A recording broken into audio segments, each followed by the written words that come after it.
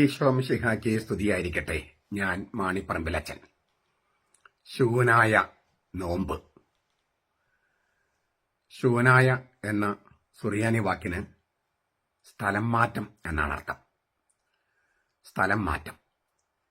ഈ ഭൂമിയിൽ നിന്ന് സ്വർഗീയ പറുദീസയിലേക്ക്, ഭൗമിക പറുദീസയിൽ നിന്ന് സ്വർഗീയ പറുദീസയിലേക്ക് പരിശുദ്ധ കന്യകാമറിയം സ്ഥലം മാറിപ്പോയി. അതാണ് അതിന്റെ സൂചന. നമുക്കതിലേക്ക് വരുന്നതിന് മുൻപ് ഈ പൗരസ്ത്യ സുറിയാനി സഭ എന്ന സീറോ മലബാർ സഭ, പൗരസ്ത്യ സഭകളിലൊക്കെ, പ്രത്യേകിച്ച് നമ്മുടെ സുറിയാനി സഭയിൽ, പൗരസ്ത്യ സുറിയാനി സഭയിൽ നമ്മുടെ തിരുനാളുകളൊക്കെ തിരുവചനവുമായിട്ട് കേന്ദ്രീകരിച്ചാണ്. കർത്താവും പരിശുദ്ധ കന്യാമറിയവും പിന്നെ വിശുദ്ധരൊക്കെ ആണെങ്കിലും ഈ കർത്താവിന്റെ രഹസ്യങ്ങളുമായിട്ട് ബന്ധപ്പെടുത്തിയാണ് വിശുദ്ധരെ പോലും ഓർക്കുക. നമ്മുടെ കർത്താവിന്റെ ജീവിതവുമായിട്ട് ബന്ധപ്പെട്ട് പ്രധാനമായിട്ടും 3 നോമ്പുകളാണുള്ളത്. കർത്താവുമായിട്ട് ബന്ധപ്പെട്ട്, പരിശുദ്ധ കന്യകാമറിയുമായിട്ട് ബന്ധപ്പെട്ട് 2 അങ്ങനെ 5 വലിയ നോമ്പുകളാണ് പൗരസ്ത്യ സുറിയാനി സഭയിലുള്ളത്.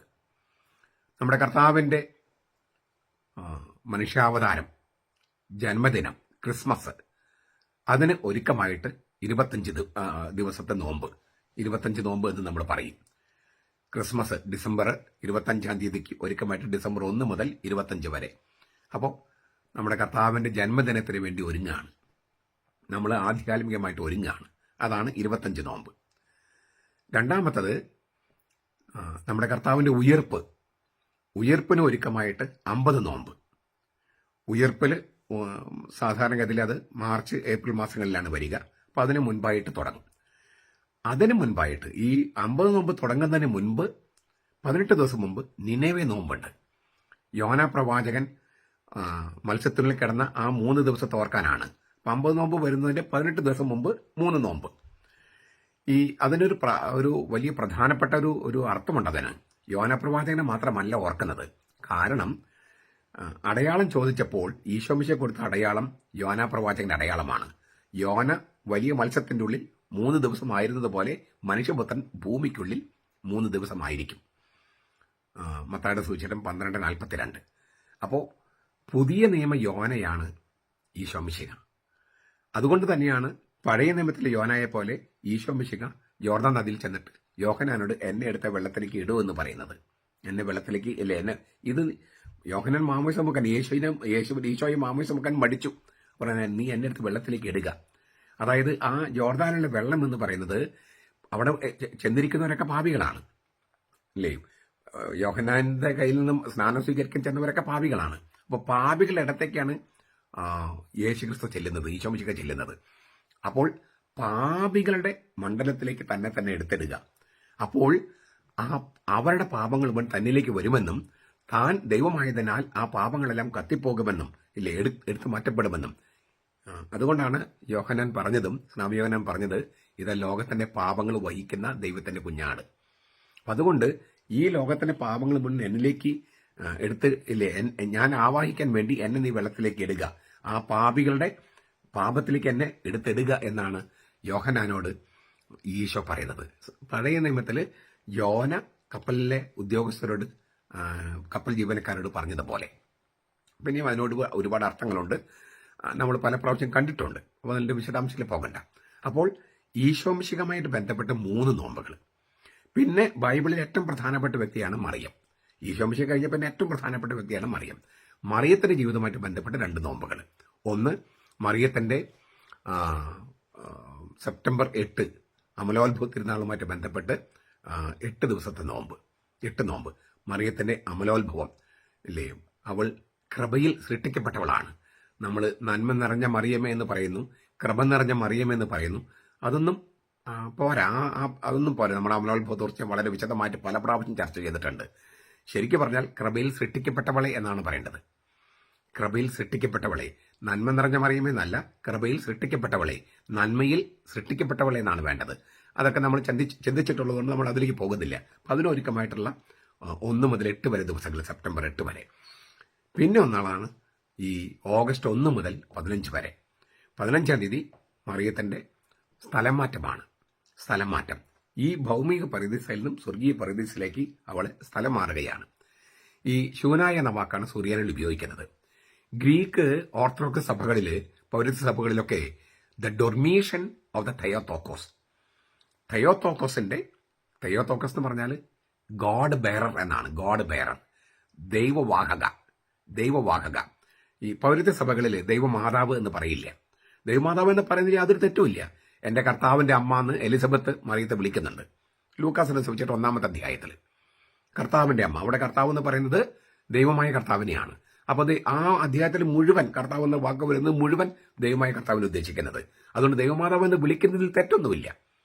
തെയോത്തോക്കോസ് എന്ന് വിളിക്കുന്നതിൽ ദൈവമാതാവ് എന്ന് വിളിക്കുന്നതിൽ, ദ മദർ ഓഫ് ഗോഡ് എന്ന് വിളിക്കുന്നതിൽ യാതൊരു തെറ്റുമില്ല. മദർ ഓഫ് ഗോഡ് എന്ന് പറഞ്ഞാൽ അവളിൽ നിന്ന് ജനിച്ചവൻ, ആ മറിയത്തിൽ നിന്ന് ജനിച്ചവൻ പൂർണ്ണമായും ദൈവമായിരുന്നു എന്നാണ് അർത്ഥം. ദൈവമാതാവ് എന്ന വാക്കിനർത്ഥം അവളിൽ നിന്ന് ജനിച്ച ശിശു പൂർണ്ണമായും ദൈവമായിരുന്നു എന്നാണ്. പക്ഷെ അത് സൂചിപ്പിക്കാൻ വളരെ വളരെ നല്ല വാക്കാണ് പൗരസ്ത്യ സഭകൾ ഉപയോഗിക്കുന്നത്, തെയോത്തോക്കോസ്. കൃത്യമായിട്ട് പറഞ്ഞാൽ ഗോഡ് ബെയറർ എന്നാണ് അതിന്റെ അർത്ഥം. അപ്പോൾ ദൈവമാതാവ് എന്ന വാക്കിനകത്തുള്ള ആ ദുസൂചന അല്ലെങ്കിൽ ഒരു തെറ്റായ സൂചന ഇല്ലാതെ മറിയത്തെ ചിഹ്നപ്പെടുത്താൻ പറ്റിയ നല്ല ഗ്രീക്ക് വാക്കാണ് തെയോത്തോക്കോസ്. ഗോഡ് ബെയറർ, ദൈവവാഹകയായ മറിയം നിദ്ര പ്രാപിച്ചു, ഡൊർമീഷൻ, നിദ്ര പ്രാപിച്ചു, ഉറങ്ങില്ലേ, ഫോളിങ് എസ്ലീപ്പ് എന്നാണ്. നമ്മളിപ്പോൾ നമ്മുടെ നാട്ടിലൊരാള് നമ്മുടെ ഈ മരണത്തിന്റെ കുറിയെ കടിക്കുമ്പോൾ കർത്താവിൽ നിദ്ര പ്രാപിച്ചെന്ന് പറഞ്ഞേ, കർത്താവിൽ മരിച്ചു എന്നല്ല പറഞ്ഞേ, നിദ്ര പ്രാപിച്ചു എന്നുള്ളത് മരണത്തിനുള്ള ഒരു മൃദുപദമാണ്. ഒരു മൃദുപദം, യുഫമിസം എന്ന് പറയും, ഒരു മൃദുപദം, നിദ്ര പ്രാപിച്ചു. അപ്പോൾ വളരെ സമാധാനപൂർവ്വം മരിച്ചു എന്നാണ് എന്റെ അർത്ഥം. പക്ഷേ മറിയത്തിന്റെ കാര്യത്തിൽ അത് ശൂനായ എന്നാണ് പറയുക, സ്ഥലം മാറ്റമാണ്. അവള് ഉടലോടെ ഇല്ലേ, ആത്മശരീരങ്ങളോടെ, അതേക്കുറിച്ചൊക്കെ നമ്മൾ ഈ സ്വർഗസംവഹനത്തെക്കുറിച്ച് നീണ്ട ഒരു പ്രഭാഷണം പല കൊല്ലങ്ങളിലും പറഞ്ഞിട്ടുണ്ട്. ഇക്കൊല്ലം നമുക്ക് ഈ ഓഗസ്റ്റ് 15 നമുക്കത് കേൾക്കാം. ഈ മറിയം സ്വർഗത്തിലേക്ക് എടുക്കപ്പെട്ടു എന്നതിന് ബൈബിളിൽ തെളിവുണ്ടോ, തിരുവചനത്തിൽ തെളിവുണ്ടോ എന്ന് നമുക്ക് അന്ന് പരിശോധിക്കാം, ഓഗസ്റ്റ് 15. ഇപ്പൊ നമുക്ക് ആ തിരുനാളിന് ഒരുക്കമായിട്ടുള്ള ശൂനായ നോമ്പിനെ കുറിച്ചാണ് നമ്മൾ ചിന്തിക്കുന്നത്. അപ്പൊ നമുക്ക് എല്ലാ ദിവസവും ഈ 15 ദിവസവും നമുക്ക് ചെറിയ മറിയത്തിന്റെ ചില വിശേഷണങ്ങളും ചില പ്രധാനപ്പെട്ട ലിറ്റർജിയിലും ബൈബിളിലുമുള്ള ചില സംഗതികളൊക്കെ നമുക്ക് ധ്യാനിക്കാം. ലത്തീൻ സഭയില് അസംഷൻ, സ്വർഗ സംവഹനം എന്നാണ് പറയുന്നത്. സ്വർഗ സംവഹനം അല്ലെങ്കിൽ മോക്ഷക്കരേറ്റം. നമ്മുടെ നാട്ടിൽ ഉപയോഗിക്കുന്ന ഒരു വാക്ക്, അതിനോട് ഒട്ടും എനിക്ക് യോജിപ്പില്ല, സ്വർഗാരോപണം. അതൊരു ആരോപണമാണ്, സ്വർഗാരോപണം. ആ വാക്ക് ഒട്ടും ചേരില്ല എന്നാണ് എൻ്റെ അഭിപ്രായം. പക്ഷെ അത് ഉപയോഗിച്ച് ആൾക്കാരുടെ മനസ്സിലത് ഇങ്ങനെ കിടക്കുകയാണ്. അതൊന്ന് മാറ്റണം എന്നാണ് എൻ്റെ അഭിപ്രായം. ഇതൊരു ആരോപണമല്ലല്ലോ, സ്വർഗാരോപണം. അത് ഈ സ്വർഗാരോഹണത്തോട് ചേർത്ത് വെച്ച ആരോ ഉപയോഗിച്ചതാണ് സ്വർഗാരോപണം. ഇതൊരു ആരോപണം പോലെയാണ് സ്വർഗ ആരോപണം. അത് ആരോപണമല്ല, സ്വർഗ സംവഹനമാണ് അല്ലെങ്കിൽ മോക്ഷക്കരേറ്റമാണ്. അങ്ങനെ വാക്കാണ് ഉപയോഗിക്കേണ്ടത്, സ്വർഗ സംവഹനം അല്ലെങ്കിൽ മോക്ഷക്കരേറ്റം. നമുക്ക് ഈ പൗരസ്ത്യ സുറിയാനി പാരമ്പര്യത്തിൽപ്പെട്ടവരാണ് നമ്മൾ.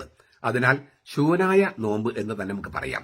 സ്ഥലം മാറ്റത്തെക്കുറിച്ച് സ്ഥലം മാറ്റ പെരുന്നാളിന് അതായത് മറിയത്തിന്റെ ഉടലോടെയുള്ള ആത്മശരീരങ്ങളുള്ള അവളുടെ സ്വർഗ സംവഹനം അല്ലെങ്കിൽ മോക്ഷക്കരേറ്റം, ആ സ്വർഗത്തിലേക്കുള്ള സ്ഥലം മാറ്റം, അവൾ ശാന്തമായി ഉറങ്ങി നിദ്ര പ്രാപിച്ച് സ്വർഗത്തിലേക്ക് സ്ഥലം മാറി. ആ സ്ഥലം മാറ്റം, ആ വാക്ക് നല്ല ഗംഭീരമല്ലേ. അവള് ആത്മശരീരങ്ങളുടെ സ്വർഗത്തിലേക്ക് എടുക്കപ്പെട്ടെങ്കിൽ സ്ഥലം മാറി എന്ന് തന്നെ പറയേണ്ടത്. അതുകൊണ്ട് ആ ശൂനായ എന്ന വാക്ക് വളരെ ഗംഭീരമായ വാക്കാണ് ഈ നോമ്പിനെ സൂചിപ്പിക്കാൻ. അപ്പൊ ഈ ശൂനായ നോമ്പ് എന്ന് പറയുന്ന 15 നോമ്പ്, അതിനെക്കുറിച്ച് നമുക്ക് ഈ അടുത്ത 15 ദിവസവും ഇന്നു മുതൽ 15 ദിവസത്തേക്ക് ചെറിയ ചെറിയ ധ്യാനങ്ങൾ നമുക്ക് ധ്യാനിക്കാം. നമ്മൾ മരിച്ച് സ്വർഗത്തിലേക്ക് എടുക്കപ്പെടാനുള്ളവരാണ്. നമ്മൾ ആളായിത്തീരുന്ന ആത്മാവ് ഇല്ലേ, മരണസമയത്ത് തനത് വിധി നേരിടുകയും പിന്നെ അന്ത്യവിധിയിൽ തേജസാർന്ന ശരീരം പ്രാപിക്കുകയും ചെയ്യും. ഇതാണ് നമുക്കുള്ള വലിയ പ്രത്യാശ. ആ പ്രത്യാശയിൽ നമ്മൾ ജീവിക്കുന്നത്. അതുകൊണ്ട് നമുക്കും സ്ഥലമാറ്റമേ ഉള്ളൂ. ക്രിസ്ത്യാനിക്ക് മരണമില്ല, സ്ഥലമാറ്റമേ ഉള്ളൂ. അത് ഏറ്റവും ശക്തമായി തെളിയിക്കുന്ന ഒരു തിരുനാളാണ്, ഒരു ആളാണ് മറിയം. അവളുടെ തിരുനാളാണ് ഈ സ്ഥലമാറ്റ തിരുനാൾ, ശൂനായ തിരുനാൾ. ആ ശൂനായ തിരുനാളിൽ ഒരുക്കമായിട്ട് ശൂനായ നോമ്പ്. നമുക്ക് ആ നോമ്പിലേക്ക് പ്രവേശിക്കാം, പറ്റുന്നവർക്ക് നോമ്പെടുക്കുക. അങ്ങനെ മറിയത്തിന്റെ ഈ മോക്ഷക്കരേറ്റ തിരുനാൾ അല്ലെങ്കിൽ സ്വർഗ സംവഹന തിരുനാൾ, അത് നമ്മുടെ സ്വർഗത്തിലേക്കുള്ള നമ്മുടെ പ്രയാണത്തിന്റെ ഒരുക്കമായിട്ടുള്ള ഒരുക്കമായി തീരട്ടെ എന്ന് നമുക്ക് പ്രാർത്ഥിക്കാം. മറിയത്തിന്റെ സഹായം, മറിയത്തിന്റെ അമ്മ എന്ന നിലയ്ക്ക് മറിയത്തിന്റെ ചിറകിൻ കീഴിൽ അഭയം തേടുന്ന നമ്മൾ പറയാറുണ്ടല്ലോ, അത് ശരിക്കും നമുക്ക് അഭയം തേടാം. പിന്നെ മറിയത്തിന് ഈ അമ്മ മക്കളെ ബന്ധമാണ്. അമ്മയെ സംരക്ഷിക്കേണ്ടുന്ന മക്കളാണ്, മക്കളെ സംരക്ഷിക്കേണ്ട അമ്മയാണ്. അപ്പോൾ മറിയത്തിനെതിരെയുള്ള ആരോപണങ്ങൾക്ക് മറുപടി കൊടുത്ത് മറിയത്തെ ഈ മലീമസമായി ചിത്രീകരിക്കാനായിട്ട് നടക്കുന്ന ഒരുപാട് സഭക്കാരുണ്ട്. അവരുടെ ആരോപണങ്ങൾക്ക് മറുപടി കൊടുക്കാൻ തയ്യാറാകുന്ന, മറിയത്തെ സംരക്ഷിക്കാൻ തയ്യാറാകുന്ന ഒരു നിമിഷവുമായിട്ട് അല്ലെങ്കിൽ ദിവസങ്ങളുമായിട്ട് തീരട്ടെ ഈ ദിവസങ്ങൾ. കർത്താവ് അനുഗ്രഹിക്കട്ടെ. നമ്മുടെ കർത്താവ് ഈശോ മിശിഹായുടെ കൃപയും പിതാവായ ദൈവത്തിന്റെ സ്നേഹവും പരിശുദ്ധാത്മാവിന്റെ സഹവാസവും നാം എല്ലാവരോടും കൂടി ഉണ്ടായിരിക്കട്ടെ, എപ്പോഴും എന്നേക്കും. ആമേൻ.